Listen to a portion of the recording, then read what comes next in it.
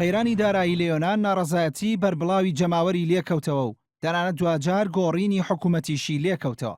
بەڵام قەیرانی دارایی لە هەرێمی کوردستان جگە لە کۆمەڵێک خۆپشاندانی فەرمانبەران دش بە دواکەوتنی موچەکانیان لە ساڵی ڕابردوودا هیچ کاردانەوەیەکی دیکەی لێ نەکەوتەوە. لێرەدا پرسیار ئەوەیە ئایا دانیشتوانی هەرێم لەگەڵ قەیرانەکەدا ڕاهاتوون یان ئایا قەیرانی دارایی کاریگەری خراپی نەکردوتە سەر ژیان و گوزەرانی زۆرینەی دانیشتوانی هەرێم یاخود قبوڵکردنی دۆخەکە هۆکاری دیکەی هەیە. بە بۆچوونی بەشێک لە چاودێران دوو هۆکاری سەرەکی هەیە. یەکەم کۆمەلگای کوردستان کۆمەلگای حیزبیە، واتە زۆربەی دانیشتوانی هەرێم بەسەر حیزبەکاندا و بە تایبەتیش پێنج لایەنە سەرەکیەکەدا دابەش بوون. بە واتایەی زۆرینەی دانیشتوانی هەرێم بە پێی سیاسەتی حیزبەکانیان دەجوڵێنەوە. بۆ نمونە لە ناوچەکانی زۆنی زەرد بەهۆی ئەوەی زۆرینەی دانیشتوانەکەی لە ئەنگری پارتین ئامادەنین دش بە حیزبەکەیان خۆپشاندان بکەن، یان لەو ناوچانەی کایەکێتی و گۆڕان باڵادەستن بە هەمان شێوە دانیشتوانەکەی بە تایبەت دوای ڕێکەوتنەکەی نێوان گۆڕان و یەکێتی ئامادەنین دژی یەکێتی وەک هێزی باڵادەست خۆپشاندان بکەن.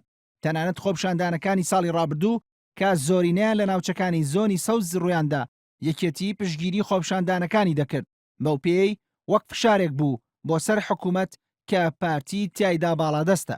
دووەم بەشێکی بەرچاوی دانیشتوانی هەرێم بەرژەوەندیان بە بەرژەوەندی حیزبەکانەوە گرێدراوە.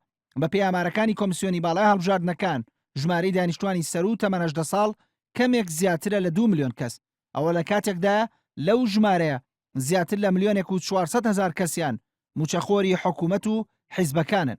باواتایەکی دیکە لە کۆی نزیکەی 750,000 خێزان هەر خێزانێک نزیکەی 2 موچەخۆری بەردەکەوێت لە حکوومەتدا.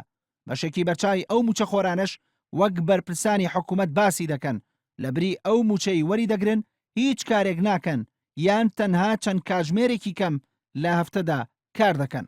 بۆ نمونە ئەگەر هەرێمی کوردستان بەراورد بکرێت بە ئەمریکا، ئەوە لە ئەمریکا بۆ هەر 10,000 کەس تەنها 232 فەرمانبەر هەیە. واتە ئەگەر هەرێم بەشێک بواە لە وڵاتی ئەمریکا، ئەوە ژمارەی موچەخۆرانی هەرێم لە 1,400,000 کەسەوە بۆ 116,000 موچەخۆر کەمی دەکرد.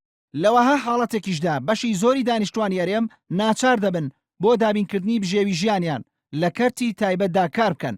تایبەتمەندی کەرتی تایبەتیش لە هەموو جیهاندا ئەوەیە کە فەرمانبەر دەبێت ڕۆژانە لانی کەم 8 کاتژمێری تەواو کار بکات.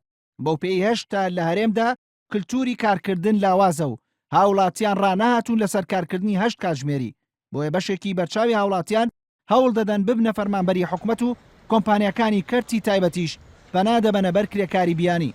ئەمەش ئەوە دەگەیەنێت کە هەرێمی کوردستانیش هاوشێوەی زۆرێک لە وڵاتانی دیکە زۆرینەی دانیشتوانەکەی لە کەرتی تایبەت کاریان بکردایە، ئەوە لە کاتی قەیرانی داراییدا نە حکوومەت و نە حیزبەکان نەیان دەتوانی لە ئەنگرەکانی خۆیان کۆنتڕۆڵ بکەن.